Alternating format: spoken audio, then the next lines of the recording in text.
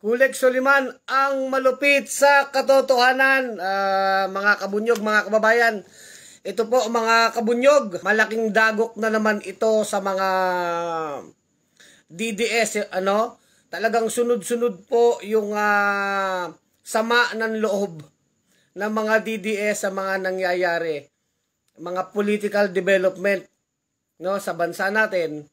Ito nga po, itong si Benny Abante na tinik sa mga lalamunan at balon-balunan ng mga DDS, lalo na po dito kay Sara Duterte. Ito pong si Congressman Benny Abante, ay mukhang magbabalik sa Kongreso. Ang latest po ay yung pong kalaban ni Benny Abante dyan po sa 6th district ng Manila, yung ika-6 na distrito, yung si John Uy ba yun? Oo, yung Congress, yung kalaban niya ay dinisqualified po ng COMELEC, dahil sinasabi na hindi po natural born Pilipino. Kumbaga, Pilipino yung kalaban ni Abante, pero hindi natural born. Kasi ang sinasabi sa konstitusyon, dapat ang isang mambabatas, ang isang congressman ay natural born Pilipino. Yun po yung petisyon ni Benny Abante sa COMELEC na pinaburan po ng 2nd Division ng COMELEC.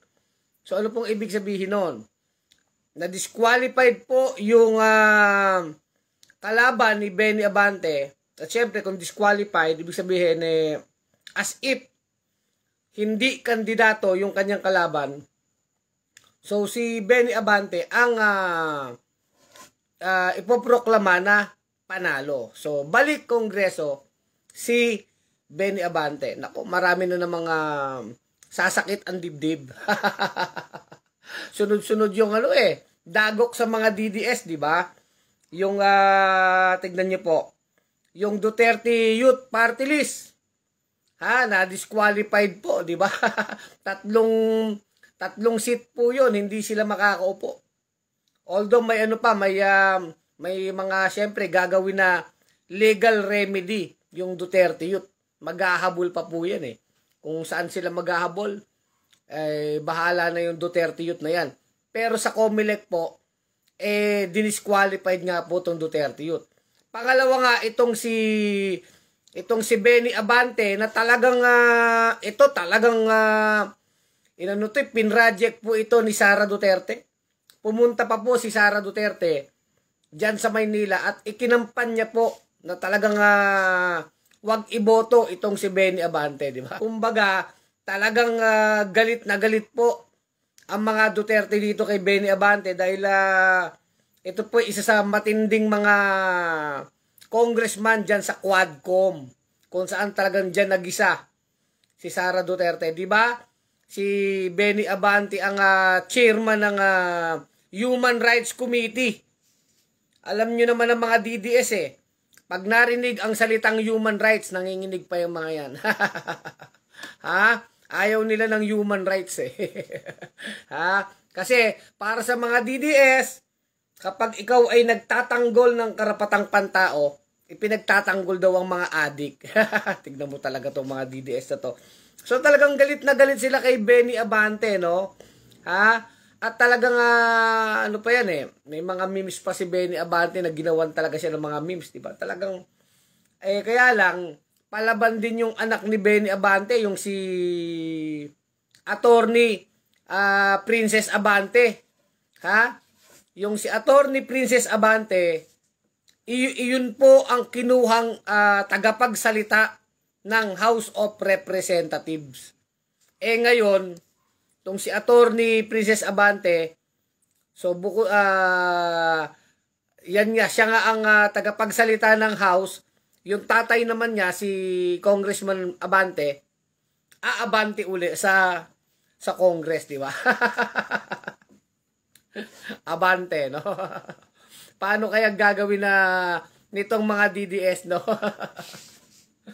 Masakit na sa puso nila, di ba? Tas nabalita pa si Roque na-deny yung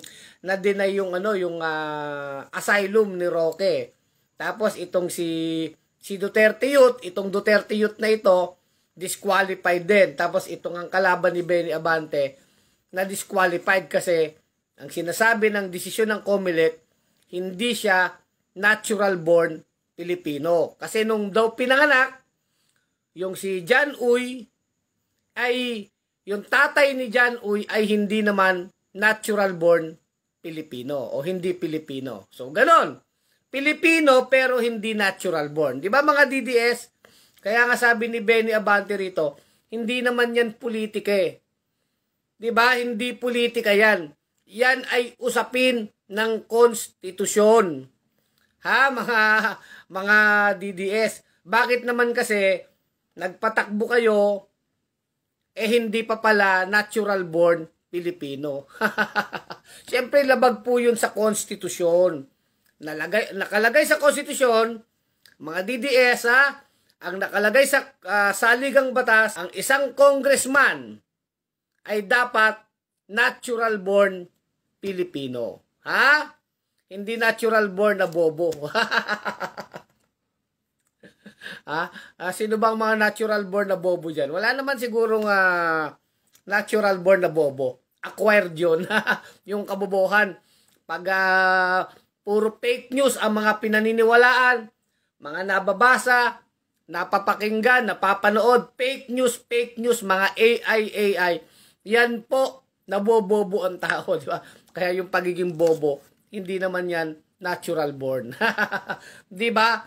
Pero kidding aside, yun nga ang sinasabi ng ating saligang batas. At yan ay hindi pwedeng baliin. Talagang constitutional issue. Hindi naman dahil sa si Abante ay sinasabing bumabatikos kay Sara Duterte. Hindi yun ang issue dyan. Kung hindi, yung kalaban ni Benny Abante ay hindi siya isang natural born na Pilipino. Mga DDS. So, walang iiyak. Kalamayin nyo lang ang inyong loob.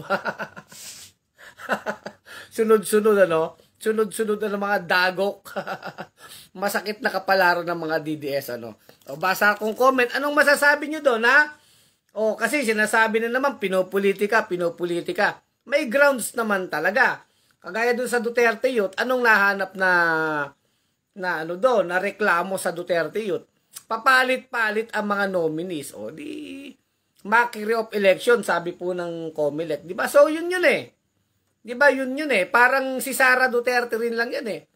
Kaya sabihin ni Sara, ako, pinopolitika ako, gusto lang nila akong tanggalin. Hindi. Ang issue dyan, ipaliwanag mo yung confidential fund mo.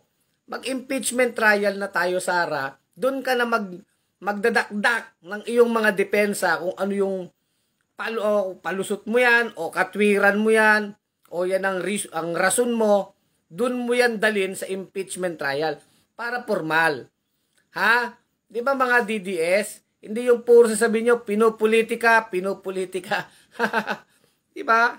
O, anong masasabi nyo? Si Lorena Bandalum, si Padilla at Bato. Ano bang ni Padilla at Bato dyan? Lorena Bandalum, Bartolome Hener, good evening po, Sir Kulek Suliman. Mabuhay ang bunyog. Salamat, Bartolome Hener. O kayo, anong masasabi nyo, Talagang aatakihin na sa sama ng loob ang mga DDS sa mga sunod-sunod na dagok sa kanila sa politika, Ulitin ko, yung Duterte Youth na disqualified. Yung kalaban ni Benny Abante, disqualified. Si Roque, denied ang asylum. Si Sara po ay hinain na yung summons ni Sara, Yung summon ni Sara sa impeachment ay hinain na kay Sara, Mukha talagang yung impeachment from 19th Congress ay tatawid ng 20th Congress. Diba?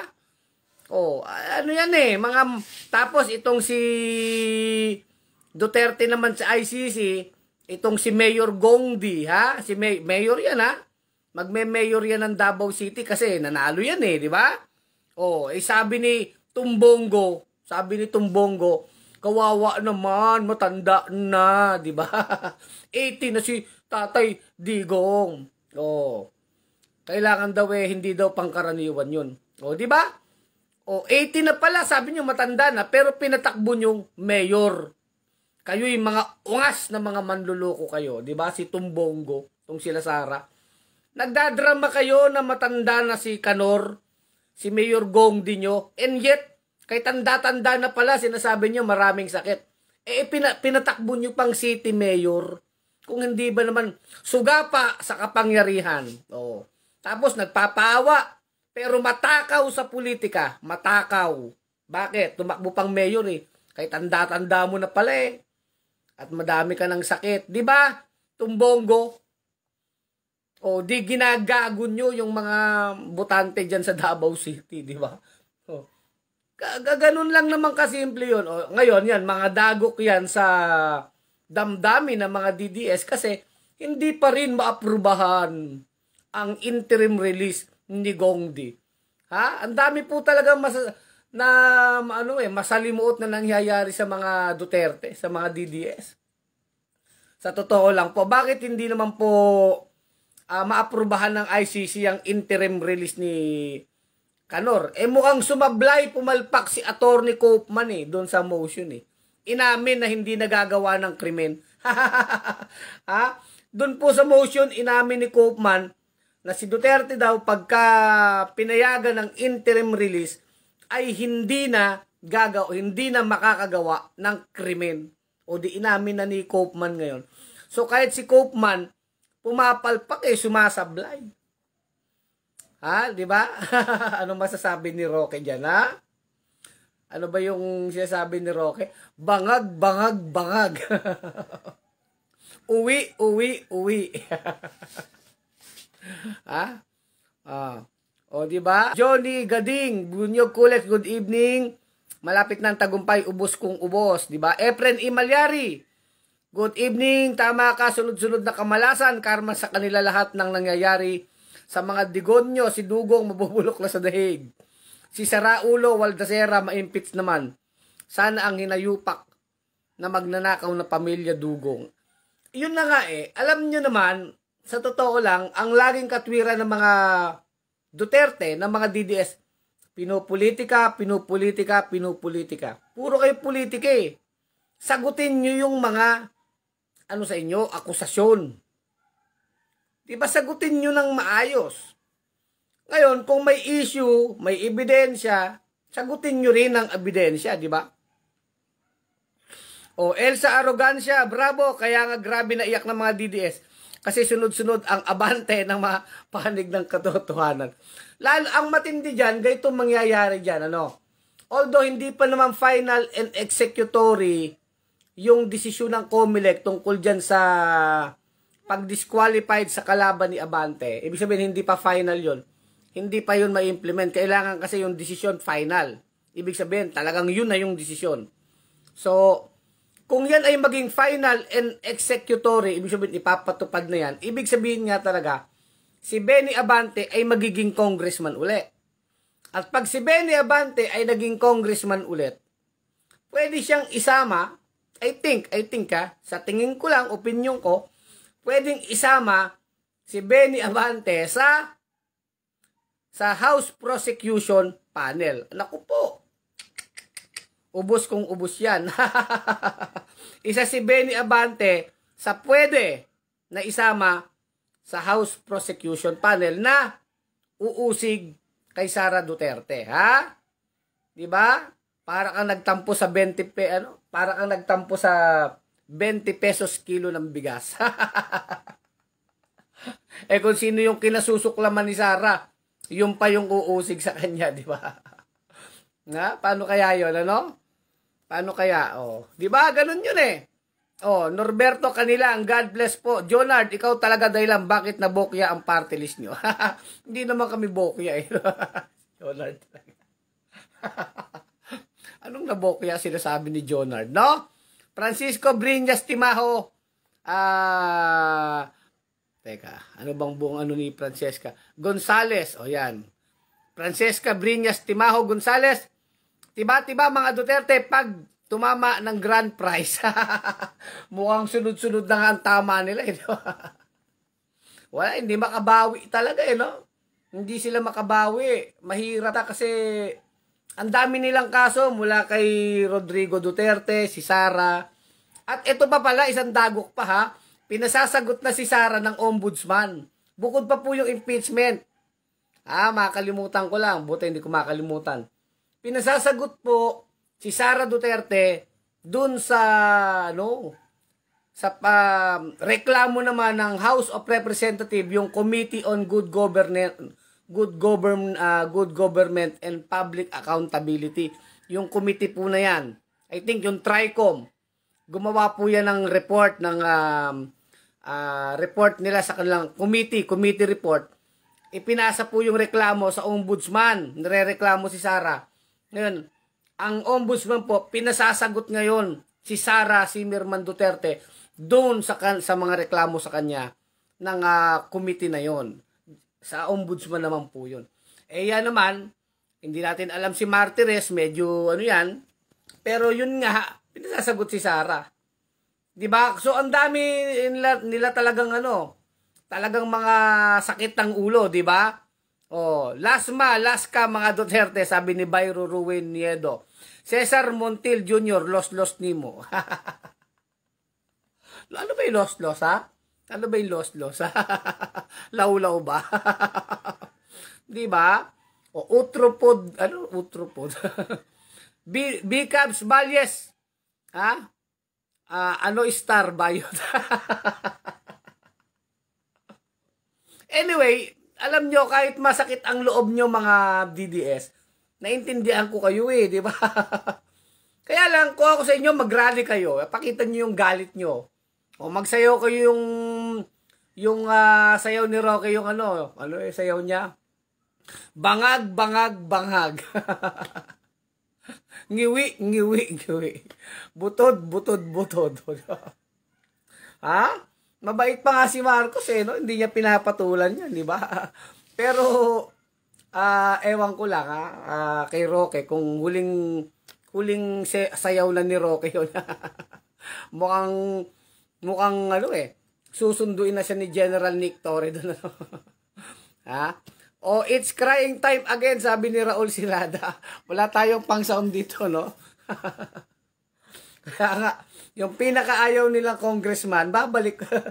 Masakit, no? Yung pinakaayaw nilang congressman, actually talo Talo sa botohan si Abante, no? Talo sa botohan Ang panalo talaga, yun dyan, di ba? Ang problema doon, hindi pala yung natural born Pilipino. Yun ang problema. Kaya wag nyo ring sisisihin ng Comelec dyan kasi may grounds naman talaga May basihan. At yung basihan, napakabigat. Constitutional issue yun. Hindi yun procedural, hindi technical. Yung grounds po doon para i-disqualified yung kalaban ni Benny Abante ay hindi procedural, hindi technical. Hindi lang basta patakaran na ginawa ng Comelec. Hindi po. Constitutional. Constitutional issue. Paglabag yun sa saligang batas at napakabigat nun. At pagka ganun ang mga uri ng mga masabing violation, kahit ireklamo mo yan sa korte, mahihirapan. Kasi ang issue ay constitutional.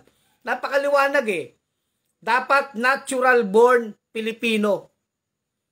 Ano ibig sabihin ng natural born Pilipino? Pilipino ka talaga, wala kang kailangan gawin. Ano ba yan?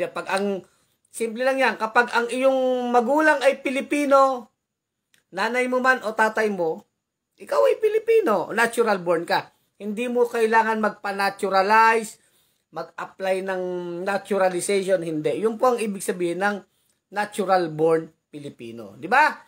Sa kaso po nung kalaban ni Abante, siya ay Pilipino kasi yung tatay niya, siya sabi Pilipino. Pero nung pinanganak siya, yung tatay niya ay mukhang hindi nakapag-acquire ng Filipino citizenship or either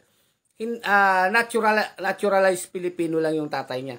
So, kung ano man yon, sinasabi ng COMELEC, itong si John Uy ay hindi natural born Filipino. Okay?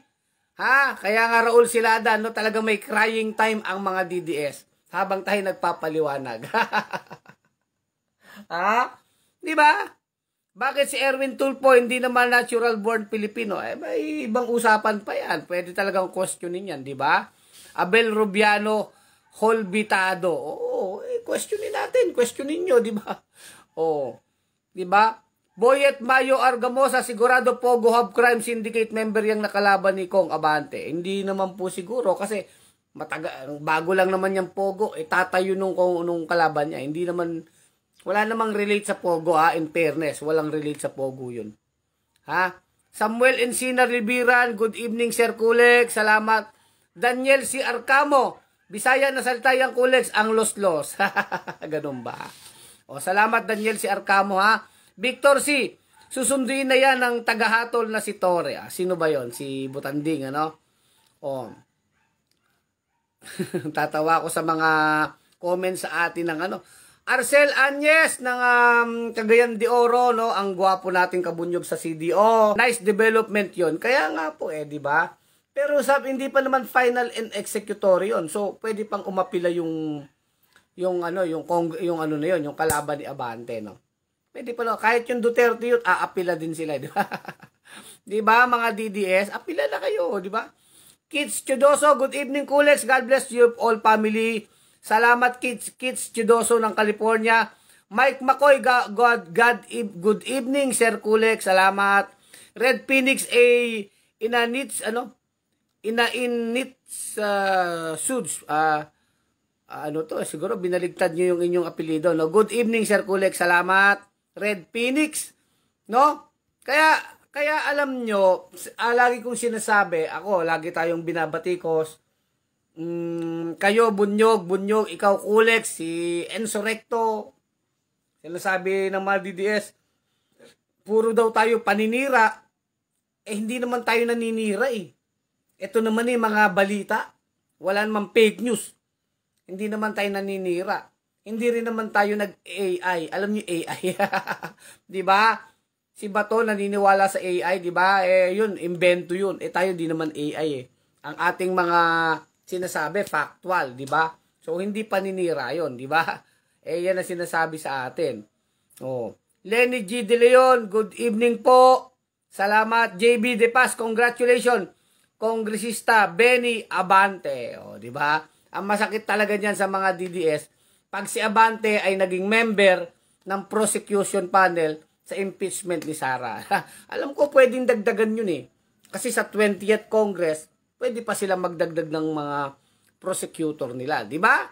Ganun po yun Di ba? Magaling pa naman si Abante. Kasi si Abante nga ang chairman ng Committee on Human Rights. Kasama si Abante doon sa Quadcom tsaka sa Tricom. Again, ang mga DDS kasi, mga Duterte, pag makarinig lang ng human rights, galit na galit sila. Bakit nga ba ganyan kayo mga DDS? Tao din naman kayo, ba't galit kayo sa human rights? Anong gusto nyo? Animal rights sa inyo. Diba kahit nga hayop may rights animal rights. Human rights pa kaya. Kaya lang, iba talaga ang interpretasyon ng mga DDS sa karapatang pantao no? Ewan ko ba sa mga DDS. Kaya galit na galit kayo kay Benny Abante, di ba? Kasi sabi ni Benny Abante, galit siya sa EGK ni Duterte, di ba? Yung mga extrajudicial killings. Kayo naman, dapat nakokonsensya kayo kasi pagpatay ng tao yan, di ba? Samuel Encina Libiran, kapag inggit-pikit, ayaan mo lang sila, Sir Kulex, laban lang po. Hayaan natin yung mga inggit-pikit ba? Ewan ko kung naiinggit sa atin yung mga Ramon Reyes, nanonood. Sir Jimmy De Vera ng May Kawayan, no?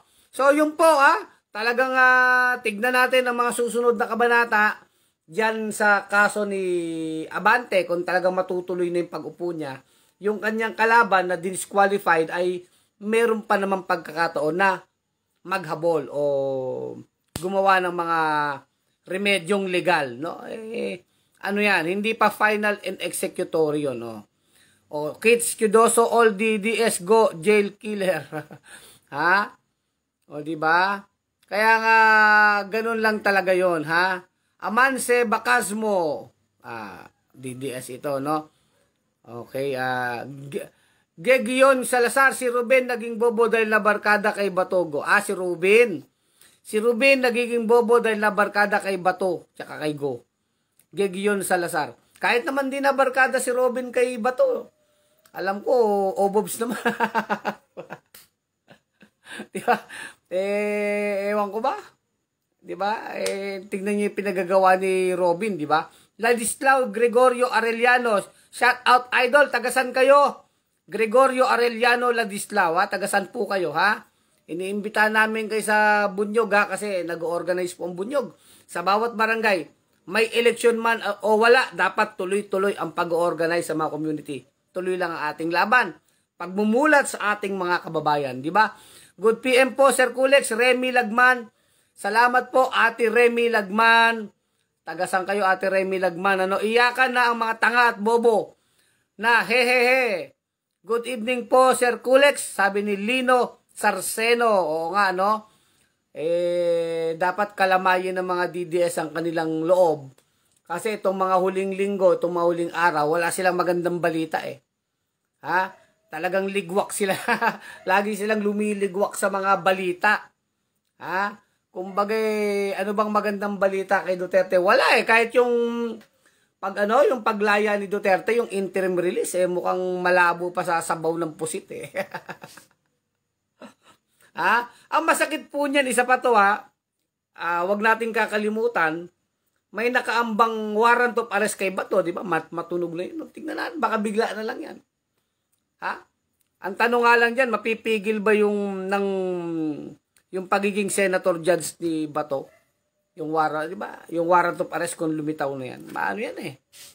Tanong natin kay General Nick Torre yan, ano? Di ba? Ladislao Gregorio Arellano, Batangas Province, salamat po idol. Saan sa Batangas ka, Gregorio Arellano Ladislao? Ano? Pandibulacan, si Samuel Encina Libira, no? Taga dyan si Ate Porcia, no? Joselita Mercado ng Pandibulacan, sila Doble Leopoldo. Ha? Mga taga Pandibulacan yan, mga kabunyog natin dyan, ano? Hermi Kausing Binagwan, ako, mga ano natin to, mga suki. Good evening, Idol Soliman. You are my idol watching in Iloilo City. Salamat kabunyog Hermi. Idol ko din kayo ha, para sa katotohanan tayo. Di ba? Okay, so hanggang dito na lang ang ating vlog. Abangan natin ang mga susunod na kabanata. Kayo mga DDS, chillax lang kayo ha. Alagaan nyo ang inyong mga puso. Magnilay-nilay kayo ng inyong konsensya. Ha? Sabi ko naman ang katotohanan lilitaw at lilitaw yan. Hindi tayo dapat natatakot sa katotohanan. Ha, mga DDS, huwag kayong matakot sa katotohanan. Alamin natin ang katotohanan at ang katotohanan ay daan sa kabutihan. Ganun lang yan. Pero pag ang basehan nyo ay kasinungalingan, pag kasinungalingan ng inyong mga naririnig, pinapaniwalaan, yan ay papunta sa kasamaan. Kaya nga sinungaling di ba? Kasinungalingan, ang diretso po niyan ay kasamaan. Kaya tayo sa katotohanan tayo, ha? Monte Maria Landmark ni Gregorio Arellano. So hanggang yan na lang ating vlog. Kulex Soliman, ang malupit sa katotohanan. Sa bunyog, pagkakaisa, mga kabunyog, mga kababayan. Tuloy ang laban. Bunyog, bunyog, halikan na kasama ka. Bunyog, kapag buklod ay may pag-asa. Luzon, Visayas, Mindanao, isa ang pananaw. Sa bagong Pilipinas ang bunyog isisigaw. Bunyog, bunyog.